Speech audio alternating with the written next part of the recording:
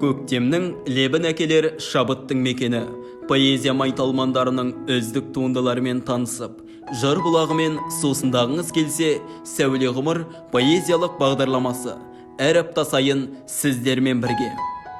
Қайырлы күн радио тыңдармандары, әуе толқынында сәуле ғұмыр поэзиялық бағдарламасы. Поэзия. Менімен негізбедің, сен мені сезесің бе, неге іздедім? Алауыртқан таңдардан сені іздедім, қарауытқан таулардан сені іздедім. Дәл осылай Мұқағали Мақатаев жырлағандай, поэзия өлеңдерімен сусындағыңыз келсе, бізден алыстамаңыздар. Ал бүгінгі студиямызда қонақта қазақ тілі және әдебиеті мамандығының 2-ші курс студенті Егінбай Данагүл. Данагүл, студиямызға қош келдіңіз. Өзіңізді еркін сезініп жайғасып отырыңыз. Алдымен өзіңіз жайлы, одан кейін бізге қонаққа деге алып келген сый тартуыңыз, өлеңіңізді оқып берсеңіз. Сәлеметсіздер ме, құрметті көрермендер, сәлем достар, көңіл күйлеріңіз қалай? Бүгінгі жаңа күндеріңізге, жаңа бастамаларыңызға, барлықтарыңызға да сәттілік тілеймін.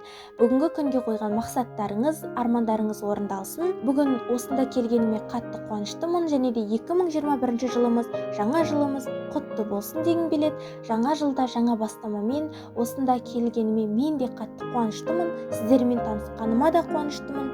Ендеше сіздерге, көрермендерге арнап, өзімнің төл туындымның бірін оқып берейін. Бұл туындым «Түнгі қала» деп аталады.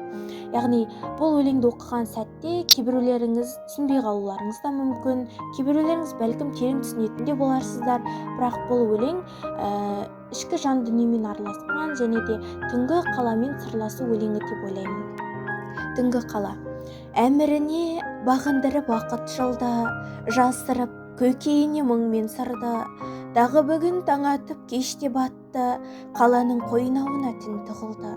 Тым ерекше баурайды сұлулығы, кейде тіпті сездірмей жылылығы. Айтшы маған, бойыңда қандай сиқыр, бұл әлде жаратқанның ұлылығы.